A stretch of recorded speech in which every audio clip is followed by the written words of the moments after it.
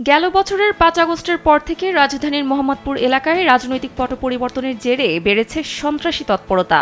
দখলবাজি, মাদক কারবার, চাঁদাবাজি ও সশস্ত্র সহিংসতায় এলাকাটি কার্যত রাজধানীর এক আতঙ্কের জনপদে পরিণত হয়েছে। ফুটপাত, বাজার ও ব্যবসা প্রতিষ্ঠান নিয়ন্ত্রণ নিতে একাধিক সন্ত্রাসী গ্রুপের মধ্যে চলছে সংঘাত। এই প্রেক্ষাপটে ঈদের ছুটির মধ্যে জেনেভা ক্যাম্পে অভিযান চালিয়ে বিপুল পরিমাণ অর্থ জব্দ করল আইন শৃঙ্খলা বাহিনী। বুধবার রাতে এ অভিযান চালানো হয়। মোহাম্মদপুরে জেনেভা ক্যাম্প থেকে অভিযান চালিয়ে ৪ বস্তা টাকা উদ্ধার করেছে যৌথ বাহিনী। এ সময় সন্দেহভাজন একজনকে গ্রেপ্তার করা হয়েছে। অভিযানে আটক হওয়া ব্যক্তি জানান, তার ওষুধ ফার্মেসিতে বুনিয়া সোহেল নামের এক ব্যক্তি ওই ৪ বস্তার টাকা রেখে যান। এছাড়া তিনি কিছু জানেন না।